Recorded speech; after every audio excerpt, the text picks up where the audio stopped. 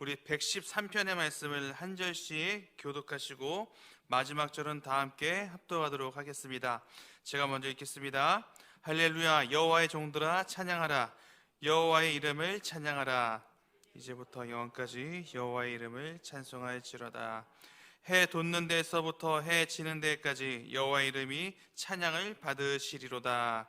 여호와는 모든 나라보다 높으시며 그 영광은 하늘보다 높으시도다.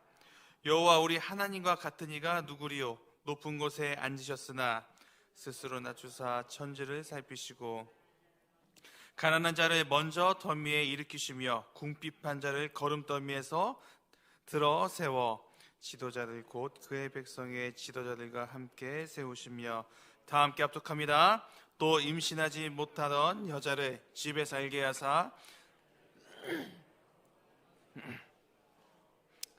할렐루야, 아멘. 오늘 본문은 왜 하나님을 찬양해야 하는가에 대한 내용입니다. 이 시간 하나님께서 어떤 메시지와 은혜를 주시는지 살펴보도록 하겠습니다. 첫 번째 질문입니다. 시편의 저자는 왜 하나님을 찬양하라고 권면하는가? 오늘 본문을 보면 이 시편 113편 위에 보시면 표제가 없습니다. 그래서 누가 어떤 의도로 누가 지었는지 알 수가 없는데요. 그러나 이제 학자들의 견해에 따르면 시편 113편을 이렇게 설명하고 있습니다. 시편 113편은 유대인들이 유월절, 7.7절 그리고 초막절에 성전과 가정에서 불려졌다. 이것을 할례 시편이라고 하는데, 할례이 뭐냐면 너희는 찬양하라, 그러니까 찬양하라는 시라는 이야기입니다. 이것을 할례 시편이라고 이야기한다. 이렇게 이야기를 합니다. 그러면 이 저자가 왜 하나님께 찬양을 권면하는지 먼저 1절을 살펴보도록 하겠습니다. 자, 1절 할렐루야, 여호와의 종들아 찬양하라. 여호와의 이름을 찬양하라. 아멘. 여러분, 가장 먼저 시작하는 단어가 뭐죠? 할렐루야, 할렐루야로 시작합니다. 여러분, 할렐루야 뜻이 뭐죠? 할렐루야 뜻이 뭐죠? 하나님을 찬양하라. 아멘. 여러분, 이 단어는 할렐루, 그러니까 찬양하다, 그리고 뒤에 야, 이게 아도나이, 하나님을 가리키는 아도나이의 축약형입니다. 그러니까 할렐루야, 무슨 뜻이냐면 하나님을 찬양하라. 그래서 하나님을 찬양하라는 의미입니다. 그래서 여러분 1절을 보시면 하나님이 3번, 그리고 찬양하라가 몇 번 반복될까요? 똑같이 3번. 3번 반복되고 있습니다. 그러니까 이 시편의 저자는 하나님을 찬양하라, 이것을 3번이나 강조하고 있는 겁니다. 그러면 왜 하나님을 찬양하라고 이렇게 강조하는 걸까요? 이 질문에 대한 힌트를 1절에서 여호와의 종들아에서 그 답을 찾을 수가 있습니다. 여러분, 원래 이스라엘은 애굽의 노예로 살아갔습니다. 그런데 하나님의 은혜로 출애굽을 했고, 그리고 광야를 지나서 약속의 땅 가나안으로 들어갔습니다. 그러니까 이스라엘 백성들은 애굽의 종이었지만 하나님의 은혜로 자유인이 되었고, 또한 가나안으로 인도해 주신 하나님의 종이 된 것이죠. 따라서 구원자이시고 인도자이신 하나님을 찬양하라, 그 하나님을 찬양하라 라고 강조하고 있는 겁니다. 여러분, 이 말씀을 우리에게 적용시켜 보면 여호와의 종은 하나님을 예배하는 우리 모든 성도들을 가리키는 말이기도 합니다. 따라서 우리는 왜 하나님을 찬양해야 되는 걸까요? 하나님은 우리의 구원자이시고 인도자이시기 때문에 찬양해야 하는 것입니다. 그래서 우리의 삶 가운데 그것을 인정하며 찬양하는 저와 여러분이 되기를 소망합니다. 이어서 시편의 저자는 언제까지 하나님을 찬양해야 되는지 언급하고 있습니다. 그 내용이 2절부터 3절의 말씀인데요, 제가 읽어드리겠습니다. 2절입니다. 이제부터 영원까지 여호와의 이름을 찬송할지로다. 해 돋는 데서부터 해 지는 데까지 여호와의 이름이 찬양을 받으시리로다. 아멘. 여기 2절과 3절에 언급되는 단어들을 유심히 보시기 바랍니다. 자, 2절에서 이제부터 영원까지, 3절을 보시면 해 돋는 데서부터 해 지는 데까지, 이런 이야기들을 하고 있습니다.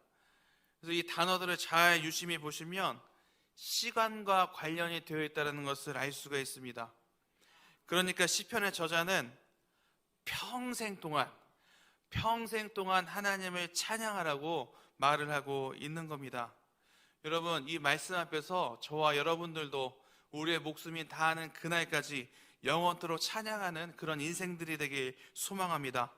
그러므로 이 시편의 저자는 하나님은 우리의 구원자이시고 인도자이시기 때문에 영원토록 찬양하라고 권면하고 있습니다. 자, 그렇다면 두 번째 질문입니다. 그러면 그 하나님은 우리 인간들에게 어떤 은혜를 베푸시는가, 이 부분을 살펴보겠습니다. 시편의 저자가 이 앞에서 하나님을 왜 찬양해야 되는가, 이런 부분에 대해서, 그 이유에 대해서 말을 하고, 여러분 그 뒷부분을 보시면 그 하나님이 어떤 은혜를 베푸시는지 언급하고 있습니다. 그 중에 우리 5절과 6절만 다 함께 읽어보겠습니다. 시작.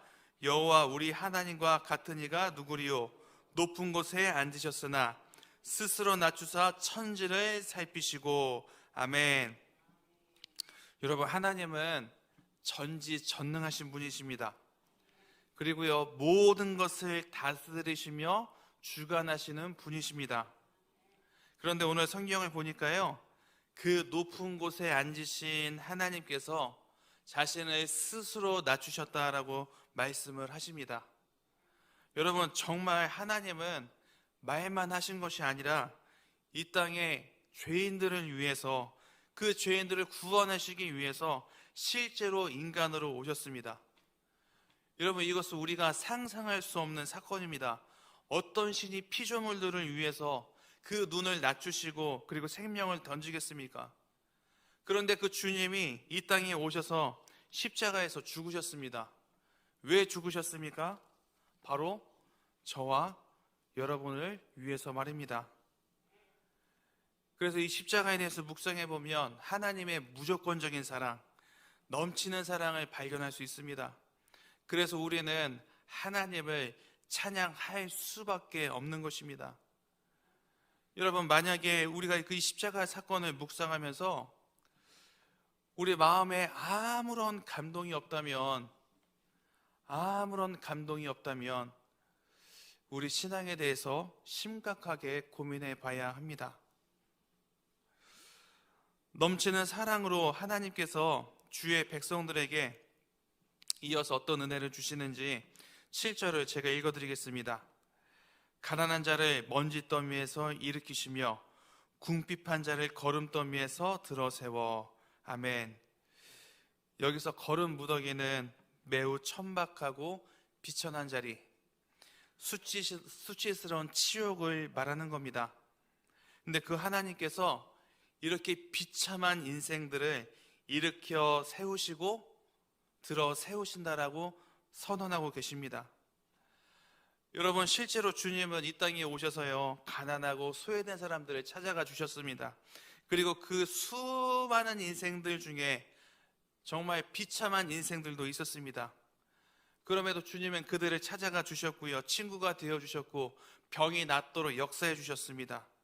그 밑바닥이었던 인생들을 들어 올리셨다라는 이야기입니다. 여러분, 우리도 이미 그런 하나님의 은혜를 누리는 자들입니다. 우리도 죄로 인해서 죽을 수밖에 없는 그런 비참한 인생들이었습니다.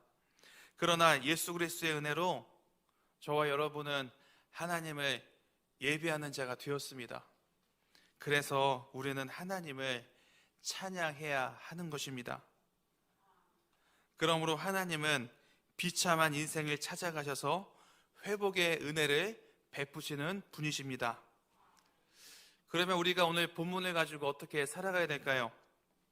오늘 본문에서 우리는 두 가지 내용을 살펴봤습니다. 첫 번째, 하나님은 구원자이시고 인도자이시기 때문에 영원토록 찬양하라고 권면하고 있습니다. 자, 두 번째는요, 하나님은 그 비참한 인생들을 찾아가셔서 회복의 은혜를 베푸시는 분이다. 우리 두 가지를 살펴봤습니다. 여러분, 오늘 이 본문의 말씀을 잘 묵상해 보면 우리가 왜 하나님을 찬양을 해야 되는가에 대한 새로운 도전을 주고 있습니다. 저는 오늘 새벽 말씀 앞에서 저와 여러분들이 나는 왜 하나님을 찬양하고 예배하는가, 이런 신앙적 고민이 있으셨으면 좋겠습니다. 그 고민이 우리를 건강한 그리스도인으로 성장시키기 때문입니다. 하나님을 찬양하고 예배하는 이유를 오늘 말씀에서 본 것처럼 구원의 감격 때문인지, 그 감사함으로 하나님을 찬양하고 예배하는지, 그 동기와 목적을 점검해 보시기 바랍니다. 이것을 점검하는 것은 매우 중요한 문제입니다. 종교인과 신앙인으로 나뉘어지기 때문입니다. 아직도 교회를 다니면서 자신의 유익을 위해 신앙생활하는 사람들이 참 많습니다. 더 쉽게 이야기해 볼까요? 내가 가지고 있는 것들을 유지시켜줄, 그리고 지켜줄 그 하나님을 갈망한다는 이야기입니다. 이런 경우에는 자신을 위해 찬양하고 예배하는 것이죠. 올바르게 예수를 믿는 게 아닙니다. 신약 성경을 보면 니고데모라는 사람이 등장합니다. 이 사람은 율법 선생이었는데 사회에서 어느 정도의 재력과 힘이 있는 사람이었습니다. 더 쉽게 이야기해 보면 그는 사회생활하면서 누리는 것들이 굉장히 많은 사람이었다는 이야기입니다. 그런데 그 니고데모라는 사람이 언제 예수님을 찾아갔을까요? 성경을 보시면 밤에 찾아갑니다. 왜 밤에 찾아갔을까요? 이 율법 선생이 예수 만나는 것을 다른 사람들이 보면 안 되니까요. 그리고 자신이 누리고 있는 재물과 권력을 포기할 수 없으니까 몰래 밤에 찾아간 겁니다. 그런데 여러분, 우리가 잘 알다시피 니고데모는 이 만남을 통해서 예수님의 제자가 됩니다. 이후 성경을 보시면 그에게 정말 놀라운 변화가 찾아옵니다. 니고데모는요, 예수님이 십자가에 달려 돌아가신 후에 아침 일찍 찾아갑니다. 그러니까 그는 더 이상 다른 사람들의 시선을 두려워하지 않고 자신이 누리고 있는 것들을 포기하며 예수의 제자가 되었습니다. 왜요? 자신이 누리는 것보다 예수 그리스도가 더 가치가 있다는 것을 깨달았기 때문입니다. 여러분, 오늘 본문 앞에서 우리가 오늘 새벽 두 가지를 결단하면 참 좋겠습니다. 하나님, 주님을 찬양하고 예배하는 동기가 구원의 감격과 감사함으로 하게 하여 주시옵소서. 두 번째는요, 나의 유익을 위해 예배하고 찬양하지 않게 하여 주시옵소서. 여러분, 꼭 기억하시기 바랍니다. 하나님은 우리의 구원자이시고 인도자이시며 비참한 우리 인생을 대속의 은혜로 살려주셨기 때문에 우리의 찬양과 예배의 이유가 되시는 것입니다. 그러므로 오늘 말씀을 기억하며 구원의 감격으로 하나님을 찬양하고 예배하는 저와 여러분이 되시기를 주님의 이름으로 간절히 소망합니다. 우리 다 함께 오늘 말씀을 가지고 기도하도록 하겠습니다. 하나님, 주님을 찬양하고 예배하는 동기가 구원의 감격과 감사함으로 하게 하여 주시옵소서. 주님, 주님을 믿는 이유가 나에게 유익을 위해서 예배하고 찬양하지 않도록 우리를 붙잡아 주시옵소서라고 기도해 주시기 바랍니다. 두 번째는 교회를 위해서 기도해 주시기 바랍니다. 여러분, 2024년 사역을 위해서 지금 계속해서 기도하며 준비하고 있습니다. 모든 사역들이 하나님의 영광을 위해서, 그리고 또한 우리 공동체가 더욱더 건강해질 수 있도록 주님께서 우리를 붙잡아 달라고 기도해 주시기 바랍니다. 마지막 세 번째로 나라와 민족을 위해서 기도하도록 하겠습니다. 더 큰 은혜를 사모하시는 성도님들은 강단 앞으로 나오셔서 더욱 간절하게 기도하시기 바랍니다. 우리 다 함께 주여 세 번 부르시고 통성으로 기도하도록 하겠습니다.